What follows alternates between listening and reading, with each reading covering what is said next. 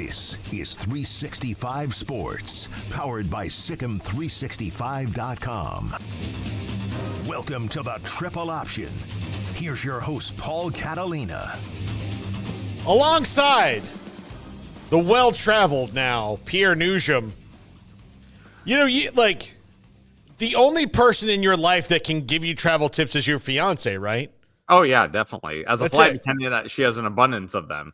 Yeah, but like nobody else, like everybody else, you can't, like, listen, buddy, we've done it. Like, you and I have done it. Like, we've done it. We've been there. We've done it. Like, we've been, you weren't in Providence. Nick was in Providence. No, we were in Jacksonville. Jacksonville, for sure, yes. Yeah, and we've been a couple other places where we've had to leave early. And that's when you're like, okay, now you're kind of like a travel maven. Anaheim was the year before. Yeah. Oh, yeah, we were in, I just changed my flight. We left the next day. I remember at Anaheim the year before? Because they lost to Frank the Tank Kaminsky. Yep, that's correct. That was Frank Kaminsky. And he wasn't even the biggest reason they lost the game, but he was a factor, obviously. We stayed in the team hotel, and I don't know if you guys were at the media hotel where you were, but I can't remember. I was pretty cooked. Like, we were pretty cooked. Like, we had flown in from another place. Smokey, went, he didn't even stay at the hotel. He just got on a red eye and went to Chicago to go to the Lady Bears in South Bend. And so I go up to the room, and I'd ordered a pizza or something, and I went downstairs to get it. And when I went downstairs to get it, Brady, one of our former interns, Jared, was best friends with Brady Heslip, and I saw him down there. Oh. And he had also ordered a pizza, and the guy came with all right, well, here's yours and here's yours. And then Brady Heslip, the Canadian Cannon, this guy, he comes out of the pool area. Like, he was just sitting, nobody was in the pool, but he was just sitting there. It was Brady Heslip and 11 chicks. And then it was his last game. It was his last game. So he had he didn't have to worry about getting in trouble with the coaches. As of that moment, he was no longer a Baylor basketball player. He was just a Baylor student. And they were on my floor, and I just rode up the whole way with Jared and Brady and these chicks. And I was just like, well, somebody's embracing his I'm no longer a Baptist basketball player. That's the way to go out. That's the way to go out if I've ever heard it before. Yeah, he had a couple of cases of beverages with him. Okay. Yeah, I mean, and He's all a the senior? What? He's a senior. He was a senior, right? Yeah, it was fine. Yeah. All the ladies had their own little thing, but he had his couple cases of beverages, and I'm sure somebody had some Fireball or Goldschlager or some stuff in there, and I looked at Jared and I was like, all right, buddy, you're about to have a night. Oh yeah. Without question. There were two things I remember from that Anaheim trip too, not while we were there specifically. One was but I remember driving up to Dallas to fly out of Dallas, and almost, believe this or not, not only had I never flown out of Love Field before in my life in the year of this was 2014. Yeah. I never flown out of Love Field before, let alone ever heard of Love Field before. I only thought that DFW was the only major airport that was out of Dallas. So I was about 20 minutes away from DFW when my photographer, Richie, at the time, he just wanted to stop off and get a Gatorade. And I just happened to pull up my phone and noticed the airport code. And I said, DAL? What's DAL? Did they change DFW? So I was very close for taking us to DFW instead of Love Field to make that flight. And I remember after we touched down to get the rental car, this was on the bus waiting to go to practice, I think the next day, I'm standing next to, I think we can call him broadcasting legend. I think he's earned this right. Ted Robinson standing right next to me, waiting to get on the bus. I strike up a conversation with him because at the time he was the Niners play-by-play guy. Yeah. And I was telling him, I'm from Northern California. All that. Could not have been a nicer gentleman at all. Broadcasting legend, Ted Robinson. Hey, you know who I need to introduce you to? And Garrett, you can jump in on this. If the Vikings make the Super Bowl, is there a chance you're going to be in New Orleans? There's a chance. I don't know if it'll be me, but there's a chance. Yeah. Listen, Pierre. Look, I've adopted the Lions this year as my team because the Cowboys did nothing but piss on my shoes. I saw. But if they get there, you need to come out. I'm gonna introduce you because I think he'll probably be there because he's always there. But Bob Papa. Oh yeah. Oh yeah. Yeah. You need to meet Bob Papa. Yeah. He's now the 49ers announcer. He was the Raiders announcer. Touchdown Raiders. Absolutely. Yes, that's him. He is very good friends with Q, and we hung out with him in Phoenix, and I cannot tell the stories that he told. I believe it. But I want to, I'm going to have to just call you someday and tell you some of these stories. This stuff was unreal. Al Davis was a second father to him. And so part of the reason he got fired from the Raiders is that Mark Davis didn't like him because Al and Mark, Al and Mark never, it's one of those screw you dad kind of relationships. Sure. So he knows everything about Al Davis. The deep secrets.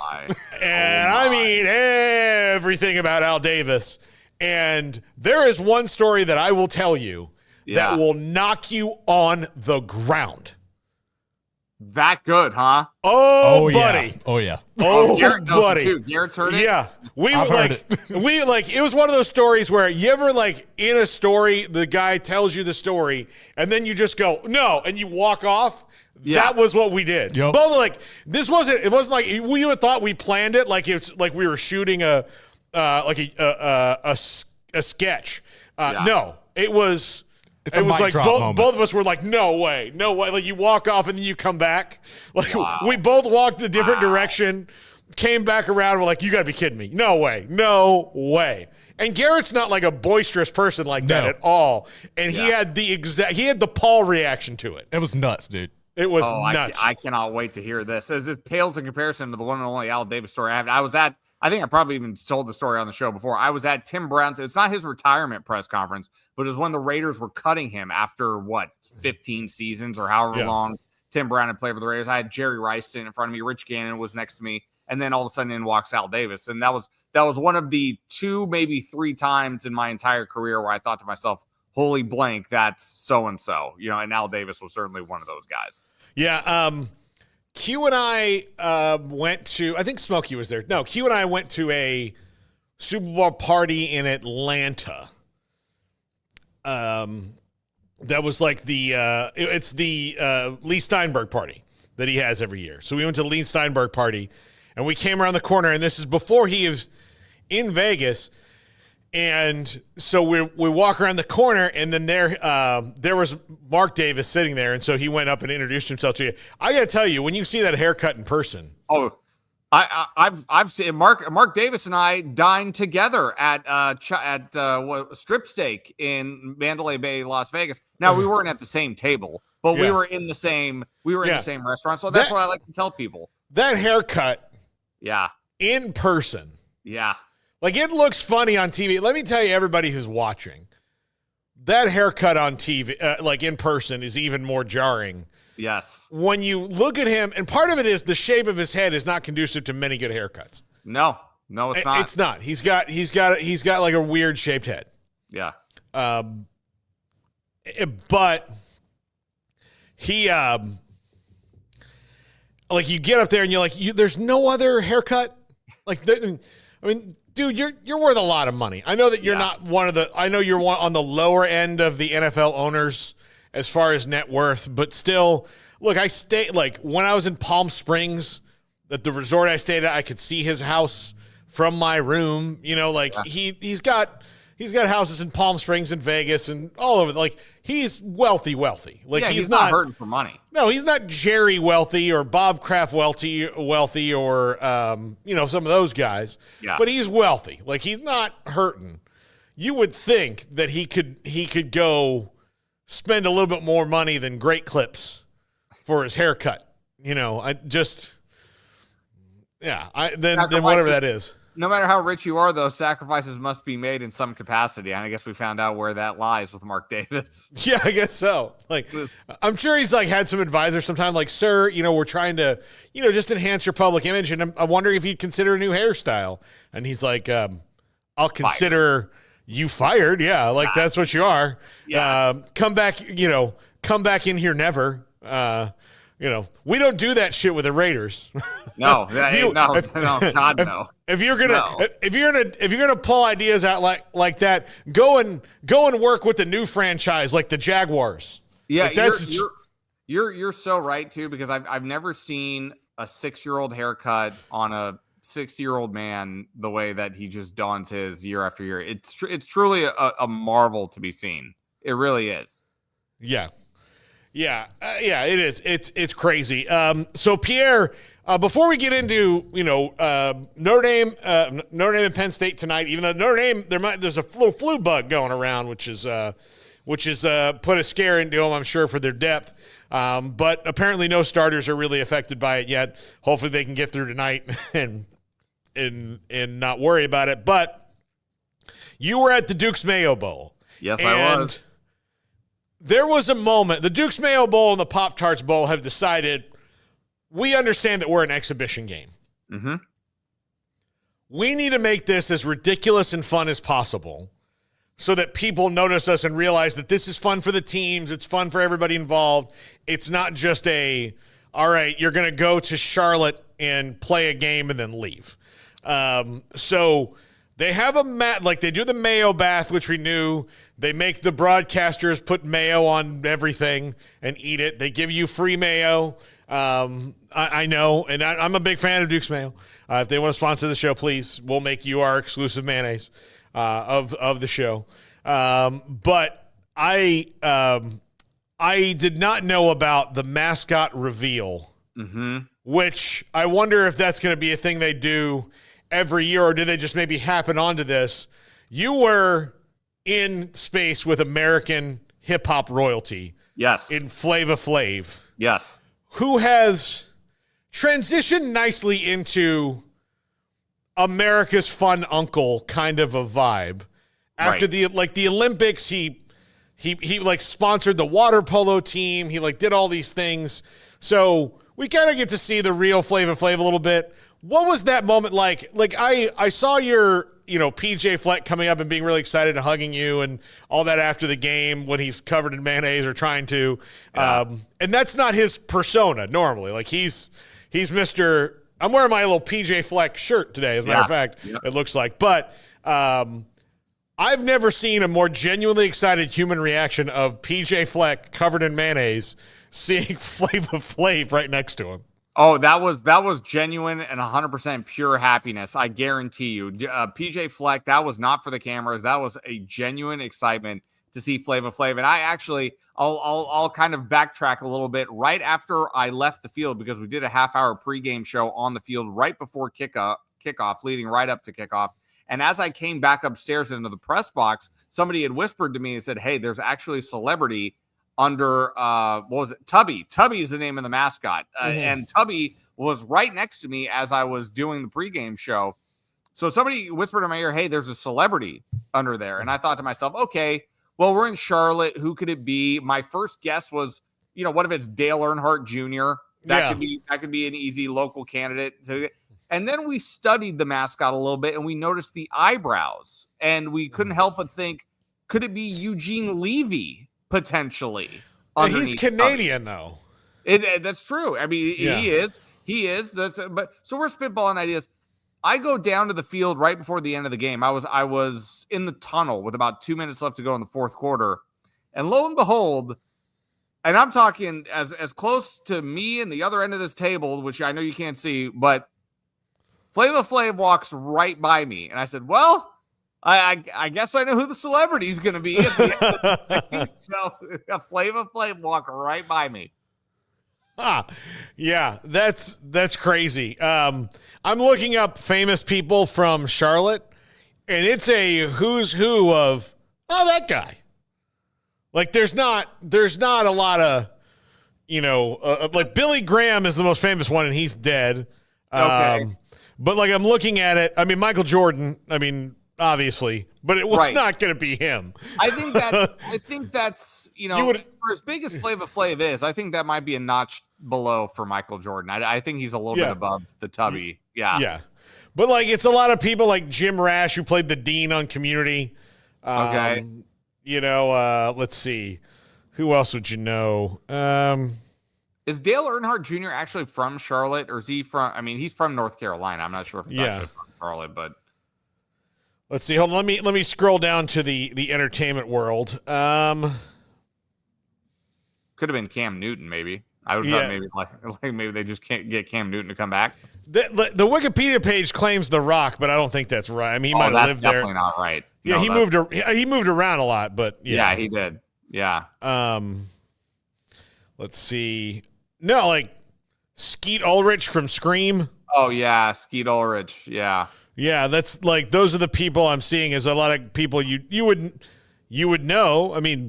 So it's a short list, is what you're telling me. Yeah, it's. As far as outside of like there's tons of athletes. Okay. That are from there. Let's see, musicians.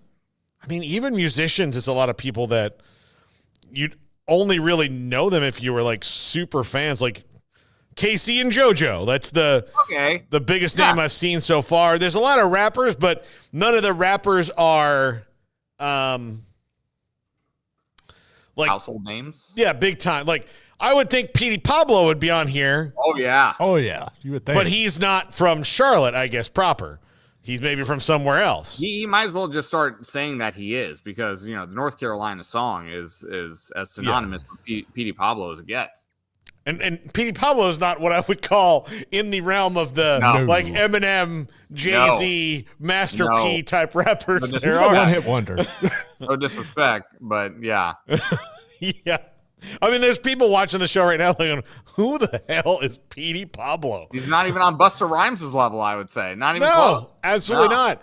I was a little bit sad that Busta Rhymes is doing commercials now. Yeah, I saw that. I was kind of thought he was maybe like, nobody's above it. Like, look, Walmart says we're going to pay you money. You're like, yeah, I'll take it.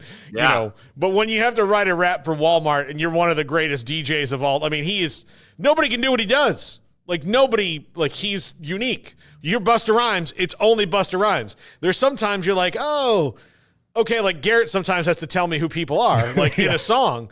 When I'm listening to it, he's like, no, that's this guy and that's the other guy. Okay, I got you. Yeah. They're different people. I get it. But Busta Rhymes, you never have to tell me. Give Me Some O is one of my favorite songs ever.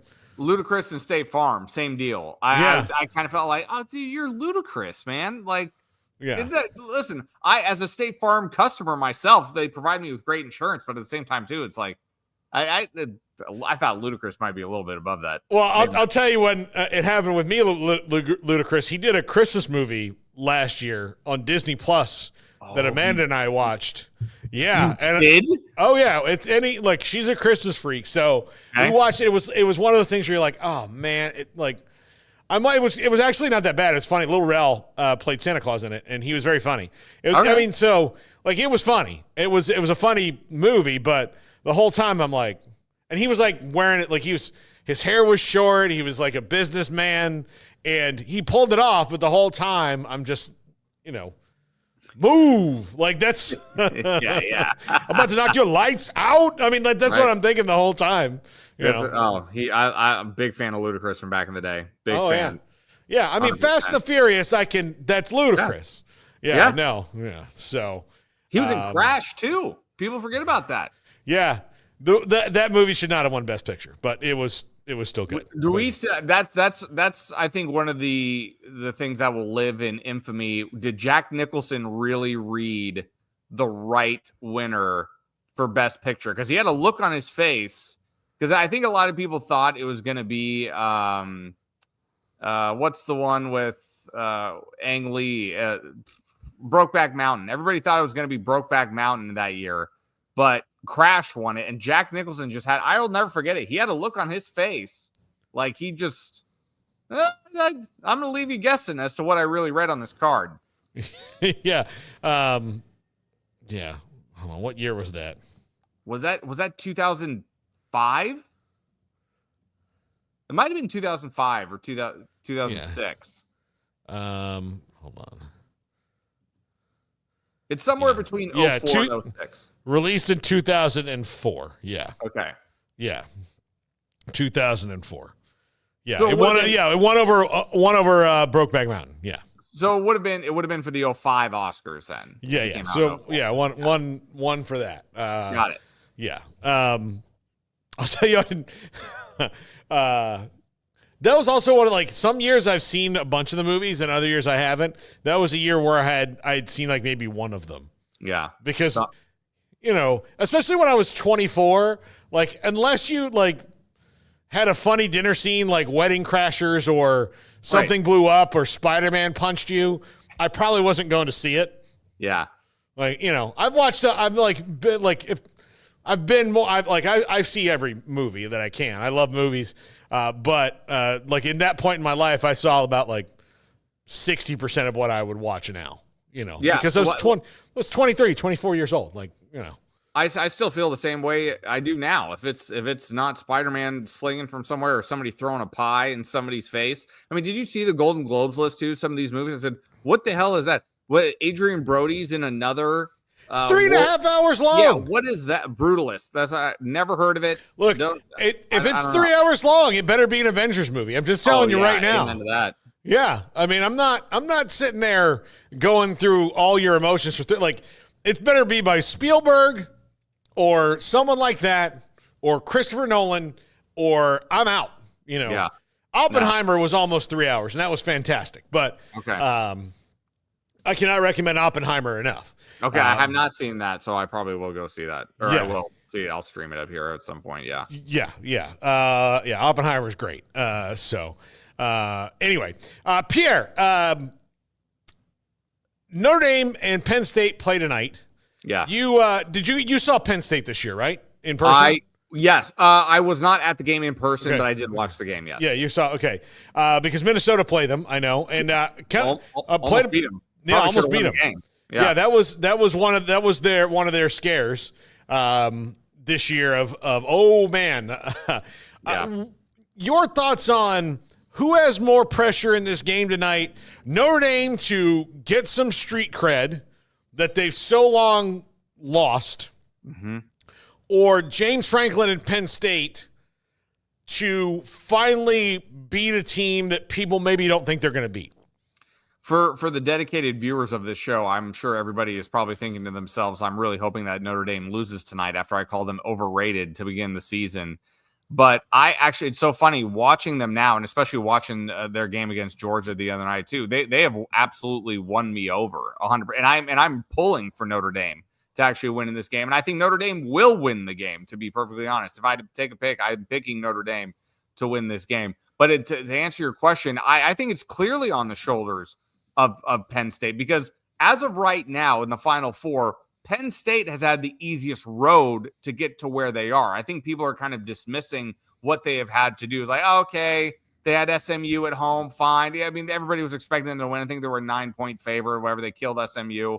They go on the road to Boise. And even though it's a road game, everybody was expecting Penn State to win that game. And I'm not sure how many people are expecting Penn State to win against Notre Dame. It certainly feels like a coin flip type game. So this feels like the first opportunity for Penn State to prove to everybody that, hey, we do belong here. Yeah, okay, fine. The draw worked out the way it worked out for us, and it worked out pretty well. But we're going to be facing a stout opponent in Notre Dame, and this is our opportunity to really make a statement. So I think the pressure is clearly on the shoulders of James Franklin and Penn State.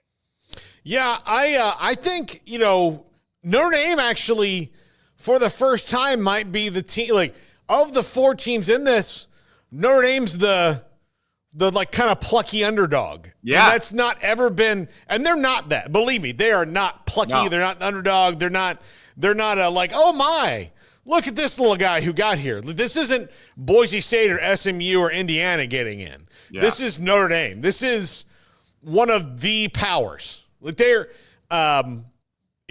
James Franklin had the whole thing a couple days ago about he said, look, no offense to coach or anything, but I think there should be uniformity in college football and that everybody should be in a conference. And Notre Dame will go, glad you think so. But our athletic director has as much say on this whole thing as the other four. Right. And they're in charge of 66 schools between the four of them, and he's only in charge of one. That's how powerful we are. Why would we give that up?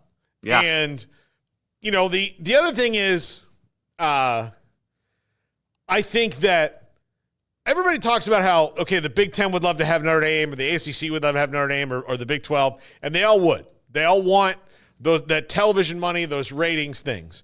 One, Notre Dame doesn't want to share with them, but I also think that if you really asked a lot of them, ask the ACC right now, some of the members of the ACC about how they feel about playing Stanford and Cal in particular, and how that went from maybe not going to happen to happening because who wanted them to do it?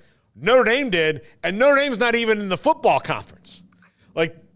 So if they have that much influence over the ACC and don't and only give them 4 football games a year that they play as part of a scheduling partnership, what's going to happen? You're going to see a situation like Texas in the Big 12 where everybody asks, everybody else in the conference vote, and then we'll ask Notre Dame, hey, this is what everybody else thinks. What do you think? And that's what would happen. I promise you that's what would happen, because that's the only way they've ever operated or will ever operate. Now, when it comes to the other sports, they need a conference. They know they do. But for football, they don't. So why would they ever agree to it? And if you wanted to make them get in your conference so that they would, understand what you're asking. It's not just another team and another vote and a big brand. It is a brand that has had its own say for the entirety of its existence. And then it's going to have to go into a league with 16, 17 other teams and be a team player? Yeah. Come on. Yeah. No, you make an absolutely outstanding point. I don't know if I'll ever live to see the day where that actually happens. I bet it probably does happen at some point, but you said it perfectly. I mean, what incentive does Notre Dame have to give up autonomy like that in terms of their football program being one of the biggest brands in the entire country? What incentive could they possibly have to do that? I don't see a scenario or a presentation in terms of that would sell them in joining any of the major Power 5 conferences. I don't see how it would happen. No, I don't either. I just don't and look, if they joined one, the other thing is people think if they joined one, they would join the Big Ten. No. Yeah. Because they couldn't, if they wanted to join one, it would be the ACC because they could push them around. No doubt about it. And they do. They did. Yeah. Cal and Stanford. Notre Dame. That's who sold them on it was Notre Dame. They're not even, they might have to play either one of them for the next, 11 years. Who knows? Well, they're no, you guys should get Cal and Stanford. Yeah, we don't want to go over there. Yeah, we don't care. Yeah. That's how it is. Yeah. That's absolutely how it is with Notre Dame. 100%. Yeah. 100%. Listen, we might have pictures of Jesus and Mary all over the place, but we're not sympathetic to anything. No, it's just a front at this point. Yeah. I mean, oh, well, let's go proud. And, hey, guess what God told me? Do it. Yeah. Well, I guess they would know. You got a direct line. So they can only be. Who might argue? Who might argue with the Heavenly Father? Yeah. I mean, you can only have so many pictures of this, before everybody asks you, so. Oh, well, they seem welcoming. Yeah, no doubt. Yeah. I think this game, I would say if it gets over 40 total points in this game, something weird happened. Yeah. And when I say something weird happens, I mean a team scores to go up late and maybe they're up 10 and it's I say over 40 total points. So that would be 20 to 10 right there. It'd be it'd be 20 to 13, right? So they go up 20 to 13. And then immediately after that, there's a pick six or a blocked punt that turns into a touchdown. And then all of a sudden you're oh, well, now it's this. That to me, what would it be? that's where it would be to get to 40, because I think it's going to live in the probably 20 to 17 range. Last second field goal wins it. We had a kick return for a touchdown in the game against Georgia. So, I mean, stranger things have happened. I know both these teams play great defense. So who's to say that a defensive touchdown wouldn't be possible tonight? I actually think that would be a fun prop play to play tonight if you're into that sort of thing. A defensive touchdown, I think, could be a possibility in this game. But who's to say why not? Both teams play great defense. Yeah, they really do. And their quarterbacks are similar in they're both gamers. They've got great running games. They're not prolific passing the ball, but they're good. Yeah. Passing the ball. This is going to be a defensive slobber knocker. They're going to be two teams out for blood. Who do you got? I'm taking Notre Dame. Me too. And I'll even, if we're going to do a score, I'll say 20-16. Okay. I'll say 2017, not related to Derek Jeter. Jeter kicks a field goal in the waning minutes to win it. Yeah.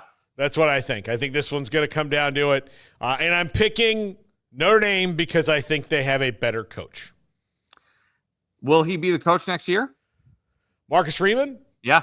You think somebody's going to call up and say, come to the league? I think the league is watching. I think there are 2 or 3 teams that are watching intently. I absolutely think. And I have one franchise in particular that I think is absolutely watching. The Chicago Bears? That's correct. Yeah, I think they are watching with a very close eye. So I don't know if he'll make the jump next year, but I think teams are paying attention for sure. Okay. When we come back, Matt Campbell is getting interviewed by the Bears. So they have an interest, and they're not at a point now where they're trying to figure out what's best for Caleb Williams. And I think Ryan Pace is doing his diligence of let me see what's all out there and do that. I don't like Kevin Warren, but he needs to stay out of the football stuff and go build the stadium. But if Ryan Pace can get this right, they have a lot of potential. They have a lot. So yeah. I think I think that's the most intriguing coaching opening, potentially, depending on what happens with the Dallas Cowboys, of course. Yeah. I don't know how intriguing that is anymore. I really don't. Okay. When we come back, we'll talk NFL playoffs, and I'm going to get you to I'm going to ask you, if you were a coach, 1 through 6 of the jobs that are open, which ones you would want. We'll rank them each, where we would be. So we'll do that next. This is the Triple Option on 365 Sports. Looking for a wheeled cooler? This is the Arctic 52-quart ultralight wheeled cooler. I hauled it on a deck. I hauled it downstairs, upstairs, grass, gravel, sandy road, mud puddles, the whole bit. And I gotta say, it is pretty darn tough. I really do like the wheels and the tow handle. It's easy to hold on to, even when full. It made it 6 full days with ice present, still keeping cool enough temperatures to keep drinks cold. This is a great cooler. And if you're looking for a new wheeled cooler that tows really nicely, this is a great option.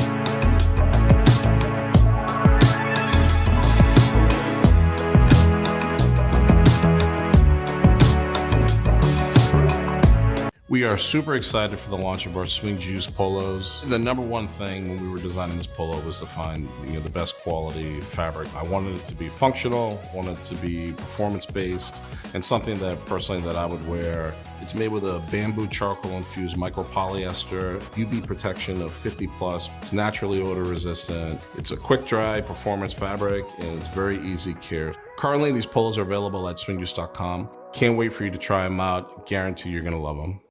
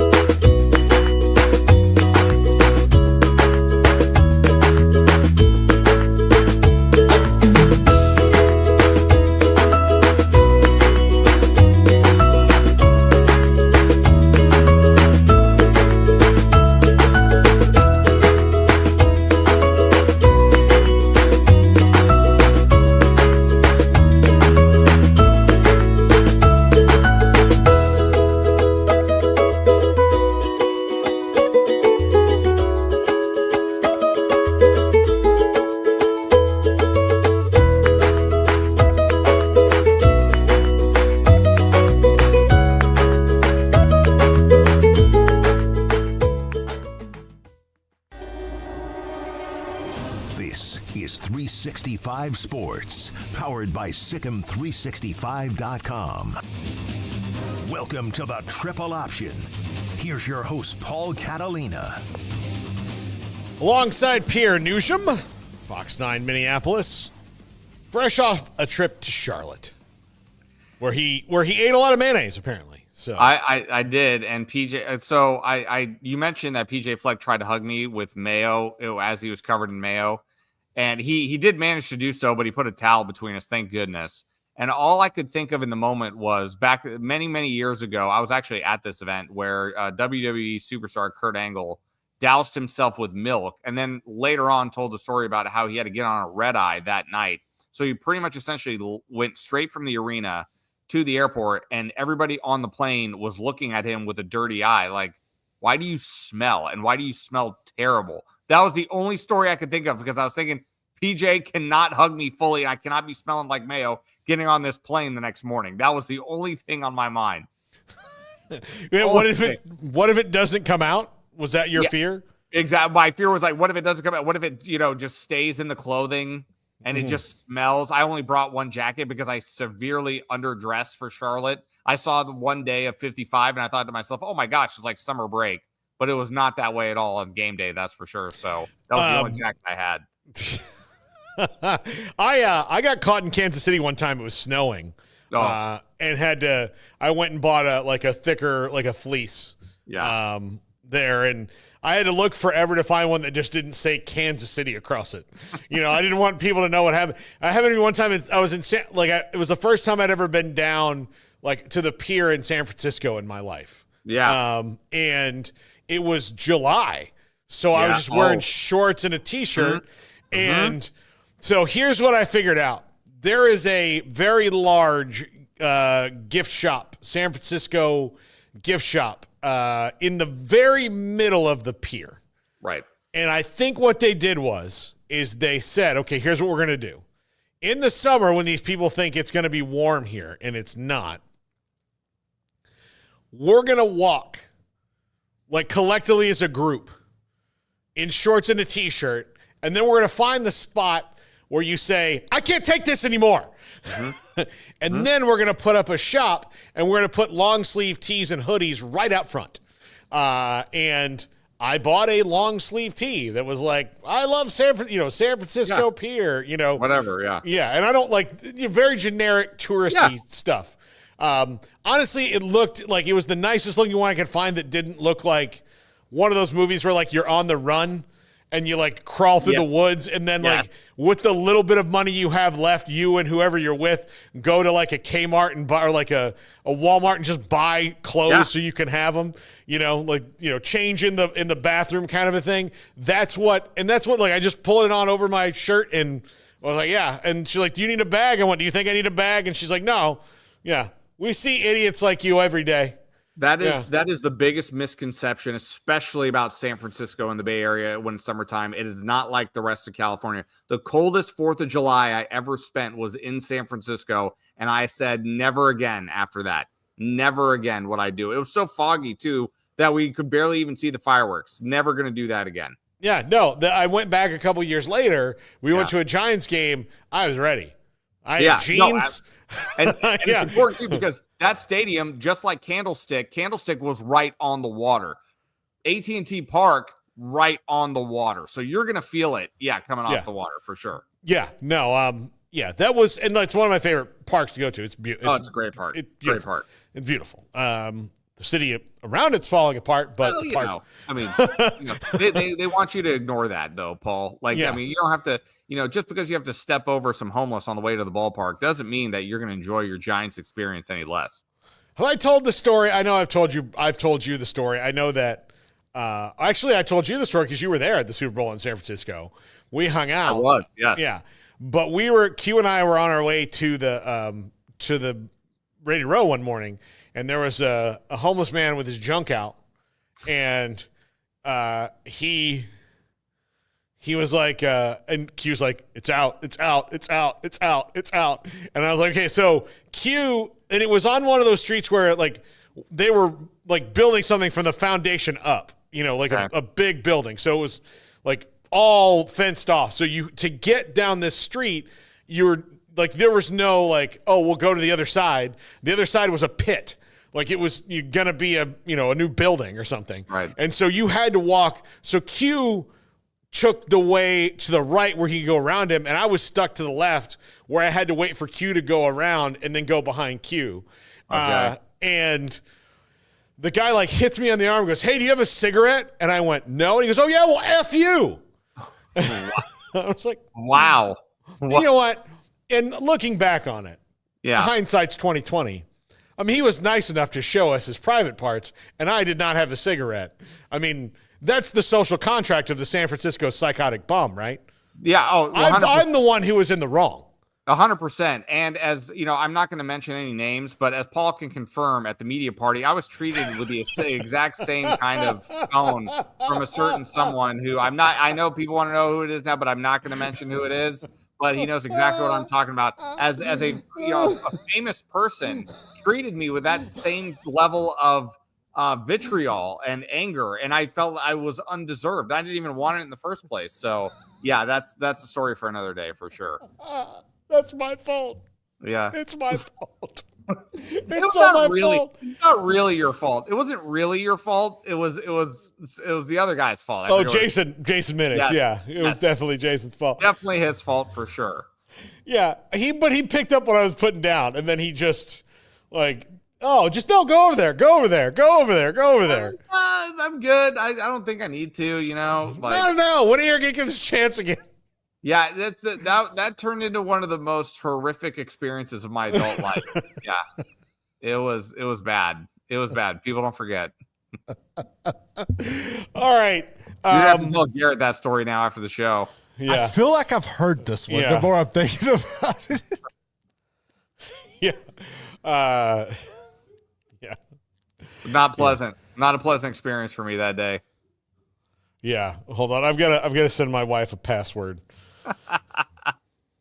I did get to meet a couple of the guys from Barstool Sports right before that, though. They were great. So, yeah, absolutely. So, speaking of things in your life that you'll never get over, some of these franchises in the NFL have probably scarred these guys for life. So, there are 6 open jobs right now, and I'm gonna have you. We're gonna rank them, and then at the end, I'll throw in the Cowboys if you want to move them into the list. All right? Because I think the Cowboys is the only one I could see coming open again, unless there's just some random retirement or something like that. You know? So we're going to have it max 7, I would say. okay. Because who wouldn't have fired their coach by now? Other than Jerry, right? Well, and in the break, I didn't even realize till in the break that the Raiders fired Tom Telesco. I knew they fired Antonio Pierce, but today they just fired Tom Telesco as well. So they'll be looking for a new front office man. Yeah. Okay. So Bears, Saints, Jets, Patriots, Raiders, Jaguars. We'll start with which job do you want the least? Let's see. Bears. It's probably the Raiders. I think it's the Raiders. Actually, I don't even think it's that hard of a choice. Don't know who the quarterback is. You don't really have playmakers on offense. The one guy that you have in Max Crosby is an all-world talent who you might as well trade at this point, because what are you really getting out of the team? So with him on it, so you might as well recoup what you can for him and start building pieces around, especially on offense, because this offense, really, outside of Jacoby Myers, who had a good season, and Brock Bowers. I mean, you don't want to overlook Brock Bowers, who was terrific in his rookie season. But they don't have the quarterback. They don't have the culture, really. They don't have a tone setter. And like we were talking about earlier in the show, Mark Davis, I'm not sure Mark Davis even knows what he's doing, to be perfectly honest. So to me, the Raiders is the least attractive of all the jobs. I would say I would put the Raiders as my second least attractive job. My most least attractive, the ugliest girl at the prom is, to me, the Jets. I don't want anything to do with Woody Johnson and his kids and whatever's going on there. I wouldn't want to have to deal with the Aaron Rodgers situation. And dealing with the Aaron Rodgers situation is, okay, now he's moving on. We have dead money for something that should have never done in the first place. And I've got to help take this team out of the hole. Would Aaron Rodgers returning or not returning move it up and down the scale for you? How would you move it up or down at all if he is coming back or not coming back? Either way, it's still the last one. Okay. All right. Either way, it's the last one. The Aaron Rodgers situation is bad all the way around. And if it was me, he's not coming back. Okay. Yeah. So if I'm taking the head coaching job, I'm going to say I don't want a 40-year-old quarterback to make or break it. Also, one who is clearly not completely invested in being a quarterback anymore. No matter what he says, like if you can in the middle of the offseason, entertain being vice president. Yeah. For RFK Jr., you're not in this. Now, look, Aaron Rodgers, and plus, I don't want his I don't want his vibe around the locker room. I want it out. I think he's, he thinks he's smarter than everybody, and there's two kinds of people. There's people who think they're smarter than everybody, and people who know they're smarter than everybody. The people that think they're smarter than everybody have to show you. The people that know they're smarter than everybody don't. Yeah. Like, if you know you're smarter than everybody in the room, if you're really the smartest one in the room, you don't need to prove it.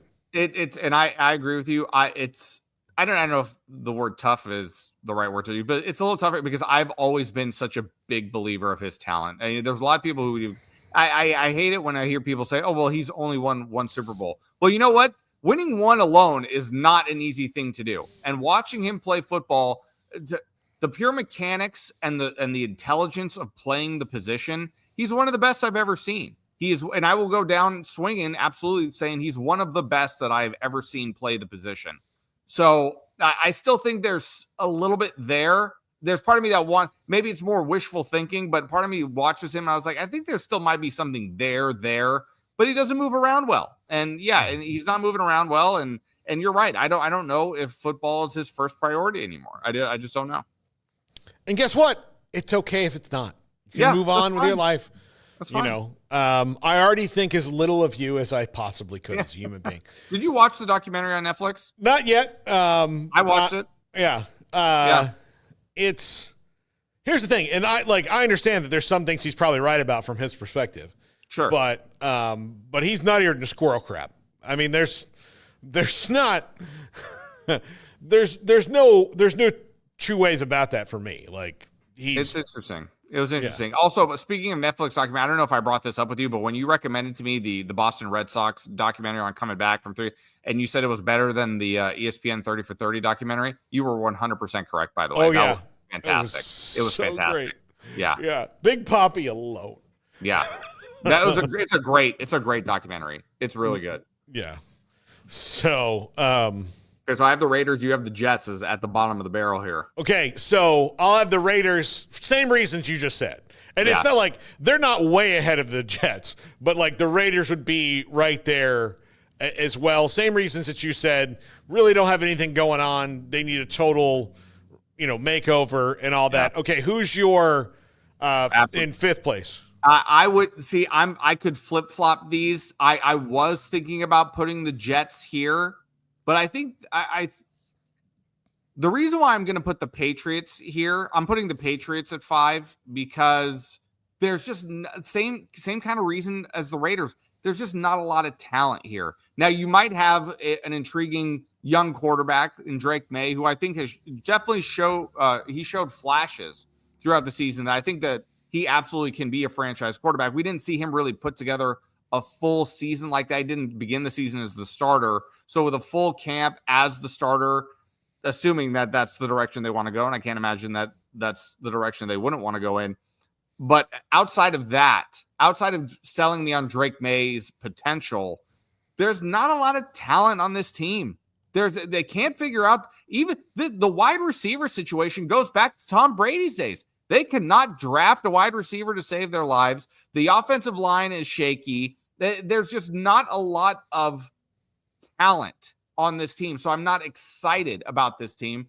And on top of it, too, it's like, well, Buffalo is there. They're going to be hard to beat. Miami, we don't really know what's going to happen with Miami. The Jets at some point, can the Jets get it wrong for 25 consecutive years? One year they might swing and actually hit a ball. So who knows? I'm not excited about the Patriots job. I'm not. Okay.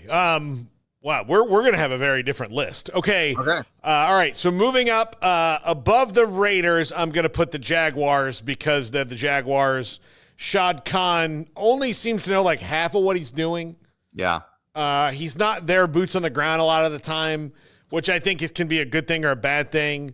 So yeah, I would say that one. I wouldn't want as much like they have a quarterback in Trevor Lawrence who, with the right coaching, they've got something there, but I don't know. It's the ownership. And that for me, like I said, I'd flip-flop the Patriots and the Jets. I can be sold on either one for fifth, but I put the Jets above the Patriots because they've got pieces. I think they've got some pieces, particularly on defense, but offensively, this team has been a disaster for over a decade. So they're gonna have to figure out the quarterback situation for sure. But I put the Jets above the Patriots. Yeah. Okay. Wow. Jets above the Patriots. Okay. So now we're to number 3. Mm-hmm. I would put the Saints there. I think it has potential to be a good job, but I don't think they're in the spot that I would want them to be.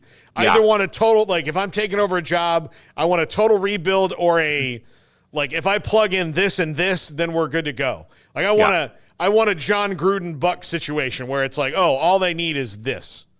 Right? Yeah, that's all they need. So I have the Saints there as well. Actually, now that I think about it, I probably could have put them lower because this is a team that I don't know what you are. For first and foremost, I don't know what you are. I don't know what your identity is, and I don't know who you want to be. I don't know what direction this franchise is going to go in because we all know that Derek Carr is not going to be the long-term solution at quarterback.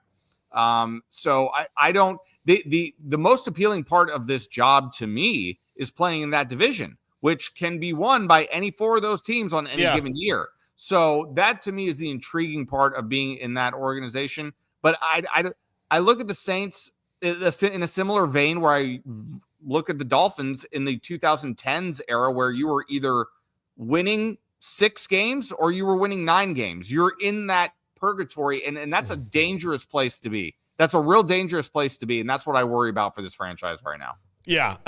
Okay. So you have in the same spot I have them? Same spot. Saints. Yep. Same spot. Okay. My number 2 is the Patriots. And here's why: tons of cap room, good young quarterback, an owner who knows his ass from a hole in the ground. Yeah. That to me is a big deal.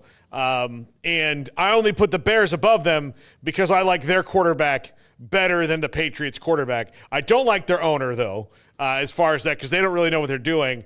So I probably should have the Patriots number 1, but I like Caleb Williams so much, and I think he has so much potential that I'd be if you get the right guy, you can convince them to get off your back. So my top 2, Patriots, and then Bears number 1.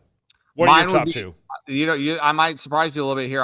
Bears are number 2 for me, and I'm gonna put the Jaguars at number 1. And really, I'm gonna put the Jaguars at number 1 because I still am not ready to give up on Trevor Lawrence, even though there's nothing really that he's demonstrated that would lead you to think to give up. But he has fallen short of expectations. Let's not forget, we talked about Trevor Lawrence as a guy that you would trade your entire franchise for to try to get him a number 1 when he was coming out of Clemson. He looked like the second coming. He really did. But he has fallen short of those expectations. He has not lived up to the perennial Pro Bowl talent that everybody made him out to be. So if I'm Ben Johnson, for example, and I'm looking at, can I be the guy that fixes Trevor Lawrence and fixes that offense? And again, similar situation to the Bucs, a division that can absolutely be winnable year in and year out. I know everybody's probably looking at the Texans with CJ Stroud thinking that they could be the team that you have to knock off in that division for the next 6-7 years.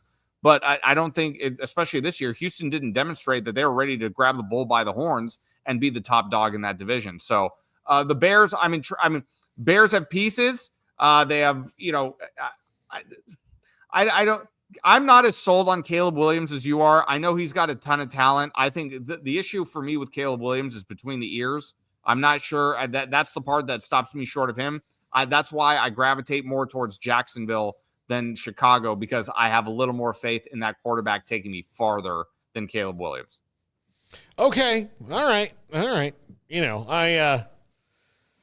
I'll buy all that. Okay. Real quick, rapid fire. Let's go through the playoff schedule this weekend. We're going to go through all the games, college and pro. We were both picking Notre Dame. Texas, Ohio State. I got Ohio State. Who you got? I'm also taking Ohio State. A little Okay. reluctantly too, but I'm also taking Ohio State. Yeah, I'm going to take Ohio State, although I think that both games are going to be probably pretty close. Yeah, for sure. Very evenly matched on either side. Okay, Chargers and Texans. I'm going to take the Chargers, even though they have disappointed me my entire life, because living on the West Coast, I would watch a lot of Charger afternoon games, and it feels like they've been playing the same game for 25, 30 years. But I'm taking the Chargers. Defensively, I think they're more stout than Houston. Houston's got injuries in the secondary. I like the Chargers. And then one day you and I are going to buy them and move them back to San Diego. Yeah, amen to that. 100%. America's finest city, without a doubt. Yeah, we're going to move them back. We're going to pay for the stadium on our own.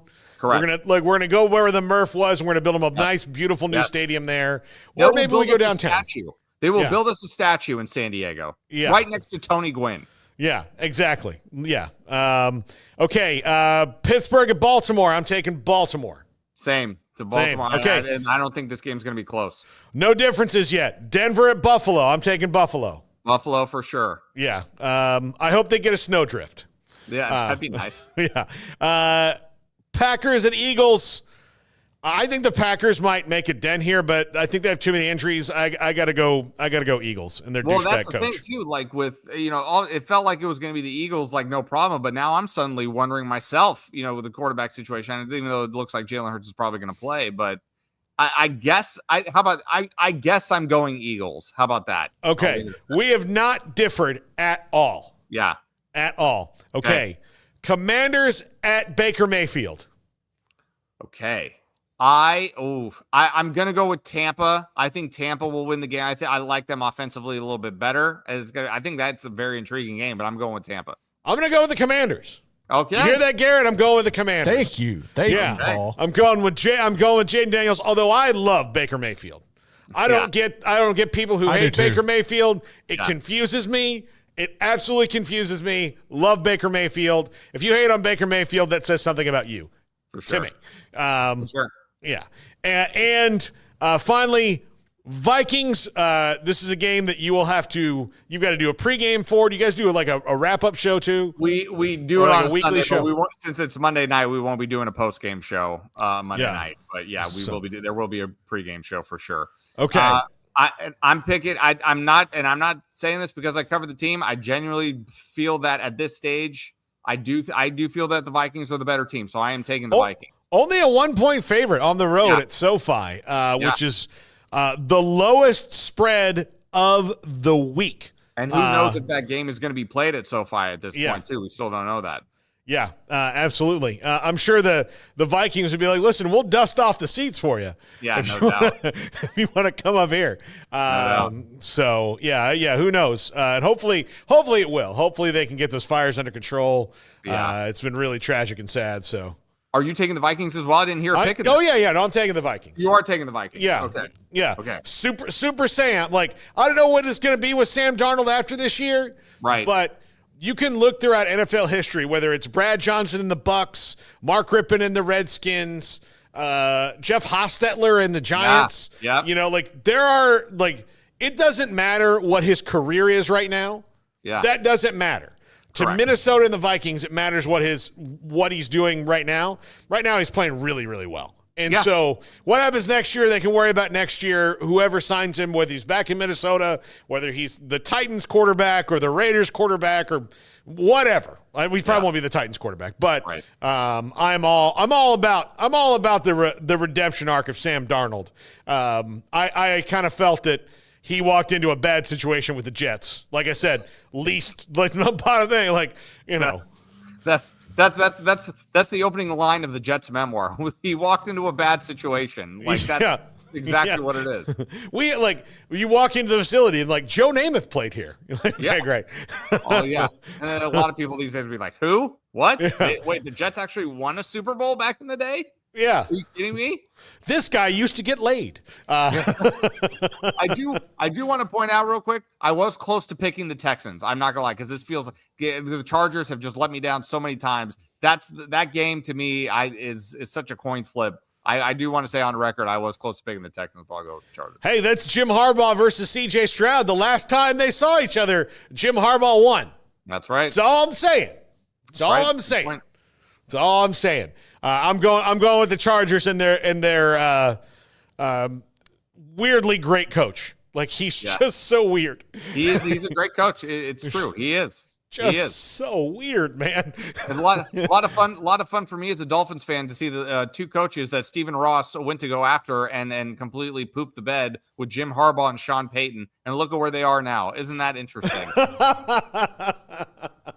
Isn't that interesting? I'm glad that, look, I like Mike McDaniel. In fact, like, I would trade Mike McCarthy for him, in a heartbeat. And so I hope he has a good long run there with the Dolphins and they start winning. But I can't wait to do this segment one day when the Dolphins job is open. Oh, just you wait. It could happen next year. My best buddy Dave, who is a humongous Buffalo Bills fan, tells me almost on a daily basis that he hopes Mike McDaniel gets fired so he can go be the Bills OC. He has said, I am praying every day that Mike McDaniel is my OC. Hey, they got Joe Brady right now. I'm not complaining. Yeah. No. Yeah. I mean, fine. Yeah, absolutely. Well, I mean, his dream job is the Broncos. For McDaniel, it was. Until he put a 70-point beat down on them that last year. Yeah, but to make them understand, you messed up. That's right. You messed up. So, all right, Pierre, have a good one, buddy. We'll talk to you next week. See you guys. All right, that's going to do it for us. We've got a lot coming up on the show. Not enough time to even get into it. This is 365 Sports.